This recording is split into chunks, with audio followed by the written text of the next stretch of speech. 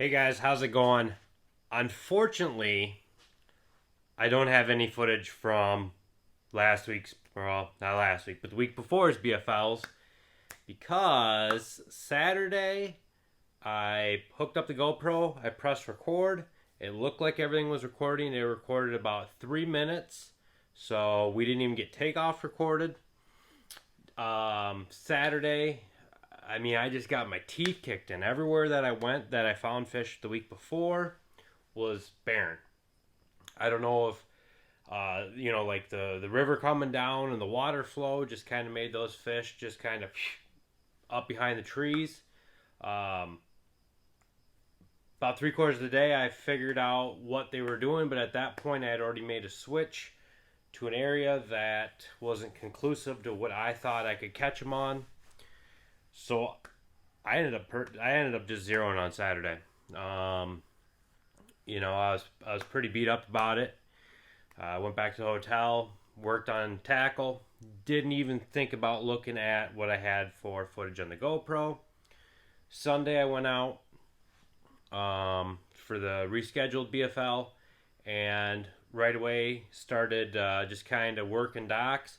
And I was getting bites. Had three really good bites. Unfortunately, they were short fish, which let me back up a little bit. It's not that I didn't catch fish on Saturday. It's just I had like six in a row that were 13 and 3/4, and they need to be 14. Um, and then I had two really good bites. One got behind a log, and when I tried kind of working around the tree because everything's flooded and they were behind the tree, so I was casting up behind him, he ended up getting off. Um, and another one, when I set the hook, I broke the line from dragging through all this stuff. So it's not that I didn't have opportunities or that I wasn't catching fish. It's just I wasn't catching the right fish. And I was just I got to the point where I was working too fast. So back to Sunday. Sunday we started. I didn't even run down the river. I just kind of turned around and I started fishing docks.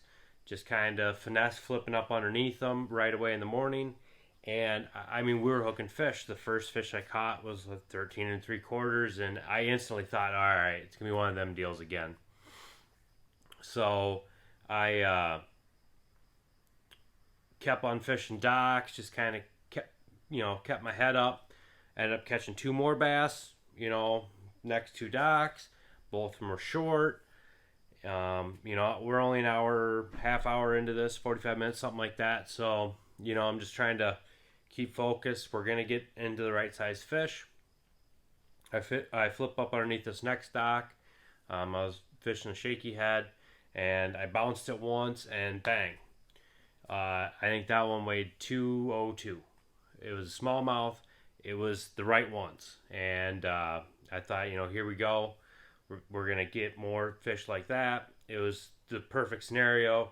It was about 3 foot of water. It was where a walkway came off the bank onto the dock. It was shaded. The sun wasn't real high yet. It wasn't real warm, but the shade was kind of casted over right where I was. I cast it up underneath the dock, and like I said, I made about one or two bounces, and there it was.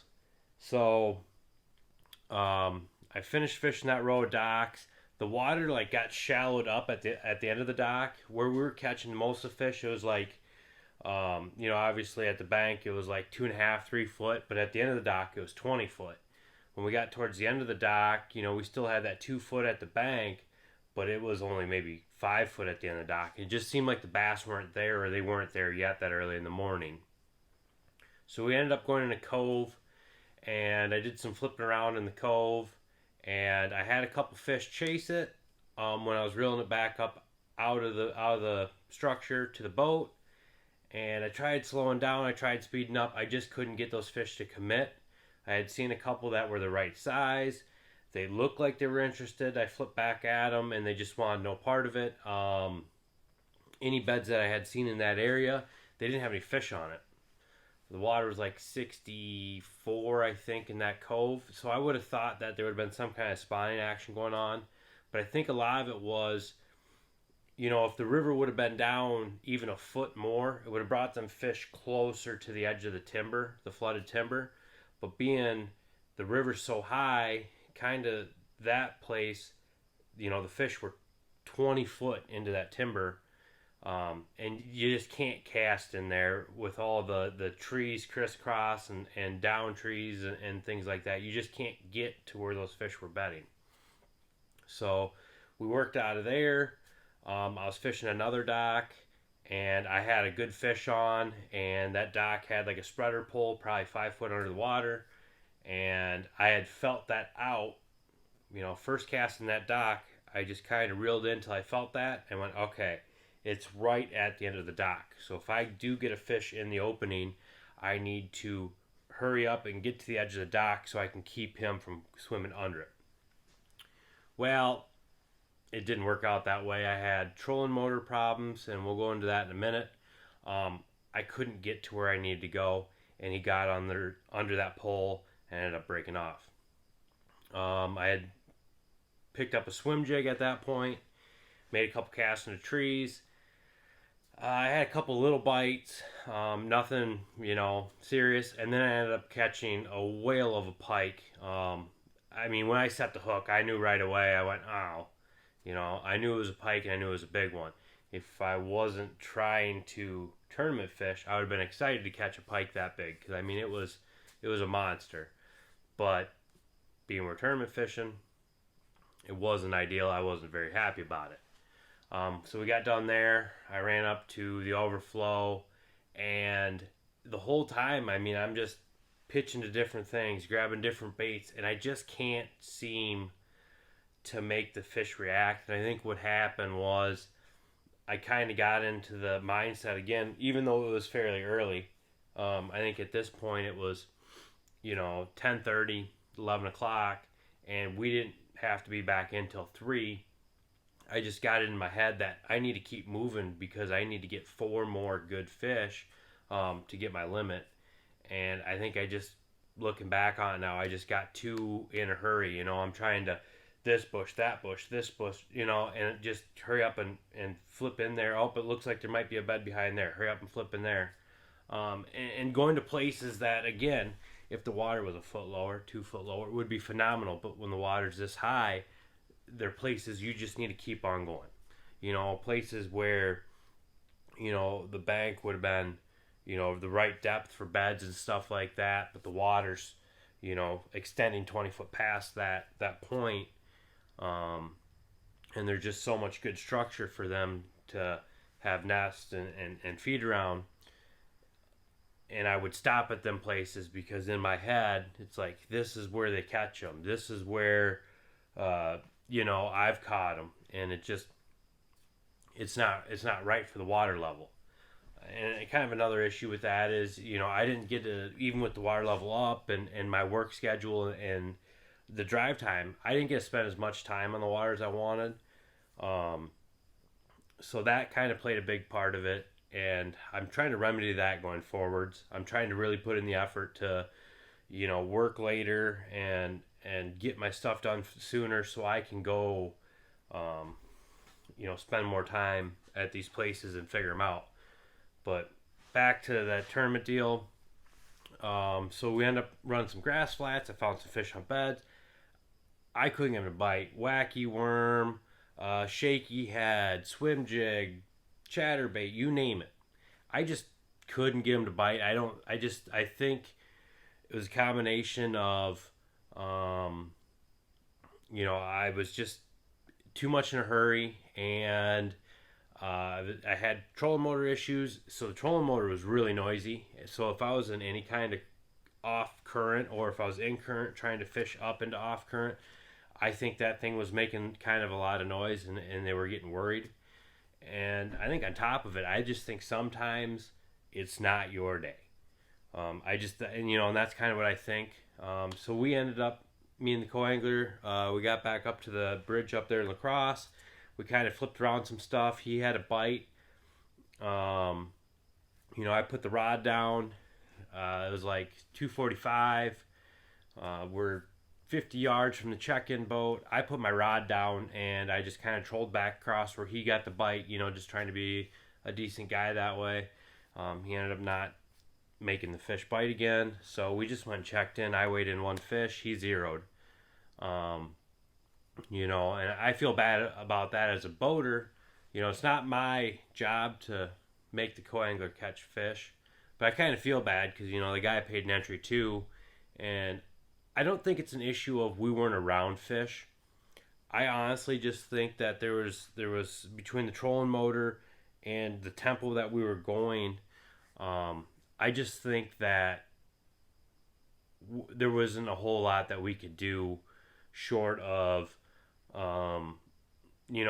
pushing a guy that's sitting on beds out of that spot, power pulling down and sitting there all day for 5 bites, which I would have been fine doing. I could have did that, but it seemed like every time that I would go somewhere that I could look on the map, and it's like, I remember going by here, the one day I pre-fished, and I know there's probably going to be beds there. Let's go there and just stay 50 yards away from that guy, and we're just going to fish beds. I just, being my first BFLs and the guys that were out there fishing the beds, I mean, they were the guys that did really good. I'm not going to be that guy that goes in there and, I shouldn't even say weasel, but weasel my way in there and catch the fish that they're fishing. They spent the time, they spent the money, they went through all that to find them. It's hard for me to go in there, essentially my first time tournament fishing, and think that I'm going to get to fish exactly where they're fishing, when they're going down through and working their rotation on their beds and stuff like that. So, if I had been more aggressive, it probably would have panned out a little bit better, but I don't think we're going to burn any bridges on the first weekend. So this last weekend, I made it up to Winnebago. That's where our next tournament is. Saturday, I just kind of idled around where the takeoff is going to be, just to kind of see what's around there. Let's say I got a really bad boat number. Is there something that I can run, within a close distance of the takeoff that I think is going to get me 5 fish in the boat at least, and then we can work on it. I'm not going to say I didn't find anything I liked, but I didn't get to spend as much time as I wanted Saturday night. I had my middle child with me, and she was getting hungry. So we went back, we loaded up, went back to the hotel and ate. Sunday morning, I mean, we put a decent day in. With her in the boat, I didn't want to push it, and make her not enjoy it. But we put a decent day in. I found a couple things I liked on the big lake. Are they things that I think I'm going to have to myself? Probably not. I don't think I found anything yet that is a juicy little piece. I think that boat draw number is going to be a big factor on everything that I had found this weekend. But maybe I'll be surprised. Maybe I did find a little bit of something that nobody else has found yet, But I think, honestly, for me to make that spot that I found this weekend, kind of the whole area that I found this weekend viable, I'm going to have to draw probably boat 50 or better, especially if there's no wind. It's just so easy for them guys with the little boats to run out in the river and go up. And that's the plus side of having the 21-foot boat, the big boat. If there's a little breeze, there's some guys that probably won't mess with it. If we're getting some wind waves coming in, especially depending on which way the wind's blowing, where I think I can take them a little bit better. So we'll see how that plays out. I'm gonna go back up there at least one more time before the tournament, and work on an area that I didn't even get to go look at. I'm just gonna go out by myself, and I'm gonna grind at 6 o'clock to dark. I don't see the point in starting fishing before takeoff time would be, other than maybe mapping. But if you're gonna just kind of poke around, see if you can get a bite, I don't see any point in starting before takeoff time would be, because it's unrealistic if them fish are only up there until the sun comes up, and they're on their way out when the sun comes up, and you catch them at 6 o'clock in the morning at a spot that's a 20-minute jump from blast off, and they're not, and all of a sudden they stop biting at 6:20, they're probably not going to be there when you get there on tournament morning. That's my thoughts. So we're going to go do some more poking around up there a little bit ahead of time, but I'll show you guys what the issue is with the trolling motor. Again, it was a used boat, but I don't think that this was a neglect issue from the previous owner. I think this was kind of a manufacturer sealing issue, but I could be wrong. I've heard this happens a lot, but maybe it's not a seal issue. Maybe it is a user issue. They let the seals go out, get stuff wrapped up in the shaft, and the seal goes out and lets water in. But I'll show you guys what happened, what all I had to replace. So here is my parts pile. There was a dead spot in the armature. I'm sure you can see this black one here. This is kind of where the arc was jumping across. I tried to clean this up the best I could before Saturday, Sunday, because I found this when I had the boat out, I think on Thursday. The day before, a couple days before the tournament. I didn't have time to get the parts, put them in. But as long as you kept the trolling motor moving, it had worked fine. So I figured if I clean this up, we'll be even in better shape yet. We won't need to turn it up to 8, 9, 10 to get it to start moving, But that wasn't the case. The brushes were getting kind of shot. The CI had to ruin this one a little bit to get it out. But the seals didn't look like god awful.